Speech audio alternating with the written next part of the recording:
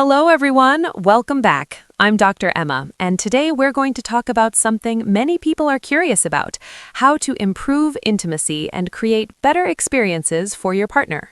Hi everyone, I'm Dr. Jack. And yes, today's topic is not really about complicated techniques or fancy positions. It's more about understanding how the body and mind work together during intimacy. Exactly. In a previous discussion, we talked about certain positions that are often recommended, like 69 or face-to-face variations.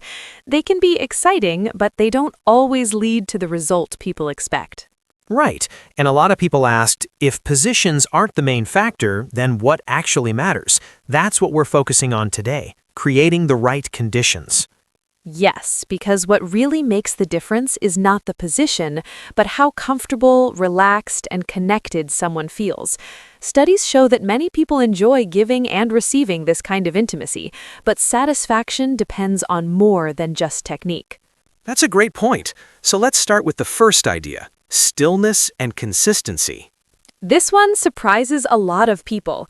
Many think that doing more, moving faster, or constantly changing is better, but actually, less is often more. From a physiological perspective, the nervous system responds better to steady, predictable stimulation. When things keep changing, the body has to reset, which can interrupt the buildup of pleasure. Exactly. So if your partner says something like, "stay right there," or "don't stop," that's very important feedback. It's not just casual, it's guidance. And you'll often notice subtle signals too. Breathing may slow down or deepen, movements may become more relaxed, or the body becomes more responsive. That's your cue to continue exactly what you're doing. Another important part is patience. One of the biggest barriers is the feeling that things are taking too long. Yes, performance pressure can really affect the experience. If either partner feels rushed, it becomes harder to stay relaxed and engaged. I've spoken to many people who felt hesitant because they thought it would take too much time, so they would stop early or move on to something else. But interestingly, surveys show that many people actually wish their intimate moments lasted longer, so there's no need to rush. Absolutely. Modern life is already full of stress, work, responsibilities, and constant distractions. Intimate moments should feel like a space where time slows down. And creating that relaxed environment is part of the experience. It's not just about physical actions, it's about emotional comfort too. When someone feels safe, unhurried, and understood, their body responds more naturally. That's when everything becomes easier and more enjoyable. So to summarize this first technique, focus on consistency, pay attention to feedback, and don't rush the process. Exactly. Stillness doesn't mean boring, it actually shows confidence and awareness. And in the next part, we can explore more ways to improve connection and communication during intimacy. Sounds great. Let's continue. Now, here's something many people don't realize. When someone arches their back a lot, it might look attractive, but it actually creates tension in the body, especially in the legs and hips. Exactly. And that tension can make it harder for the body to fully relax, which is very important for pleasure and reaching climax. Right. So instead of focusing on how things look, it's much more helpful to focus on how relaxed and comfortable your partner feels. That leads us to an important idea. Positions are not the main point. A lot of people misunderstand this. Yes, intimacy isn't something you're just magically good at from the beginning. It's a skill, just like anything else. No one is born knowing exactly what to do. People learn through experience, communication, and practice. And unfortunately, many people don't get proper education about this. They learn from guesswork, silence, or unrealistic media. Which can create confusion or even insecurity. So if you ever feel like, maybe I don't know enough, that's completely normal. It just means you're learning. And the good news is there are educational resources available today that focus on real understanding, not performance. Exactly. Some platforms offer structured learning, guided lessons, and expert advice to help people build confidence and knowledge step by step. What's important is choosing sources that are educational and respectful, not exaggerated or unrealistic.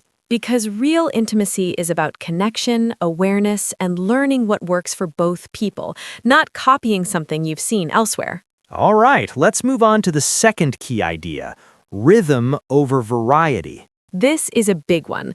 Many people think they need to constantly change what they're doing to keep things exciting. But in reality, the body often responds better to steady rhythm and gradual buildup.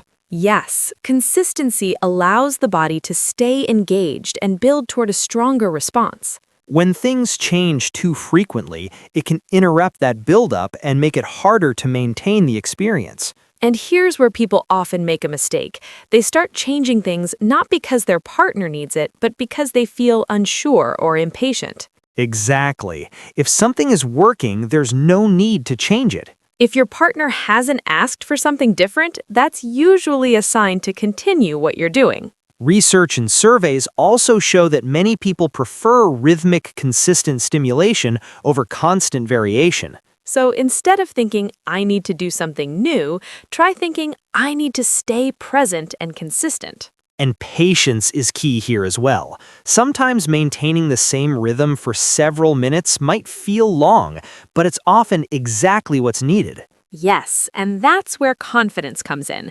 Trust the process instead of rushing or second-guessing yourself. So, to summarize this second technique, focus on rhythm, avoid unnecessary changes, and stay consistent. Because in many cases, repetition, not variation, is what helps create the best experience. Well said. And there's still more to explore. Absolutely. Let's continue to the next idea soon. Now let's talk about something really important, patience and trust. Sometimes things can take time. It might take 10 minutes, sometimes even 15. And that's completely normal. The key is not to rush or assume something is wrong just because it's taking longer than expected. Exactly. If your partner is quiet and not asking you to change anything, that's often a sign that things are going well. Yes, because people express enjoyment in different ways. Silence doesn't always mean something is wrong. It can actually mean focus and deep engagement. But here's where people sometimes make a mistake. They stop and ask, are you okay? Or is this working? Too often. And while that comes from a good place, it can unintentionally create pressure. Your partner might start thinking, oh no, is this taking too long? That pressure can lead them to stop the experience early, even if they were enjoying it. So instead, reassurance is much more helpful than interruption. Absolutely. Simple, calm words can make a big difference. Things like, take your time, or there's no rush. That kind of reassurance helps the body relax, and relaxation is essential for enjoyment. Many people, especially in the beginning, may not realize how much time they need, so they might stop early out of uncertainty. But when they feel safe, accepted, and unhurried, everything changes. Now, this brings us to our final idea, whole body awareness and connection. This is a subtle concept, but it's incredibly powerful. Yes, intimacy is not just about one specific action. It's about the entire experience. Even if your focus is in one area, the rest of the body still matters. Exactly. Gentle touch, like holding a hand, touching the arm, or lightly connecting with other parts of the body can make someone feel more present and connected. It shows that you're paying attention to them as a whole person, not just focusing on one part. And that emotional connection plays a huge role. Research shows that people respond better when they feel safe, relaxed, and not judged. That means no pressure, no expectations, just being present in the moment. Another important point, don't misunderstand silence. Yes, many people think that if their partner isn't very expressive, it means they're not enjoying it. But often the opposite is true. When someone is deeply focused, they may become quieter. It's less about performance and more about genuine experience.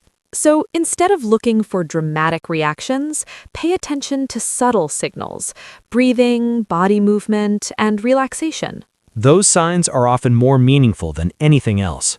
And finally, remember this, no one is born knowing all of this. These are learned skills. They come with time, communication, and experience. So if you're learning, improving, and trying to understand your partner better, you're already on the right path. Exactly. Growth and awareness matter far more than perfection. So as we wrap things up, I want to remind everyone of something important. Learning about intimacy isn't just about random tips. It's about understanding the why behind everything. Exactly. When you understand the structure, the patterns, and how the body and mind respond, everything becomes much clearer. And that's why learning from reliable educational sources can really help. It gives you a deeper understanding instead of just guessing. Right, because guessing or copying what you've seen elsewhere doesn't always work in real life. Now, let's be honest for a moment. Many people think that good intimate experiences are all about positions or dramatic reactions. But in reality, that's not what matters most. Exactly. It's not about complicated positions or trying to make things look impressive. It's about rhythm, patience, and presence. Yes, being fully present, moving at a comfortable pace, and paying attention to your partner. And also understanding that this is something you learn over time. Absolutely. It's a process. It's something that grows with experience, communication, and trust. And when you approach it that way, it becomes more natural, more relaxed, and much more enjoyable for both people. It's not just physical, it's emotional too. It can be gentle, meaningful, and deeply connecting. And honestly, when you focus on those elements, everything else tends to fall into place. So instead of focusing on doing everything perfectly, focus on learning, improving, and being attentive. That mindset makes a huge difference. Now, we'd love to hear from you. What's one thing you've learned about intimacy that focuses more on technique and understanding rather than just positions? Sharing experiences can help others learn too. And if you enjoy these kinds of conversations, honest, practical, and a little deeper, make sure to keep learning and exploring. Because there's always more to understand.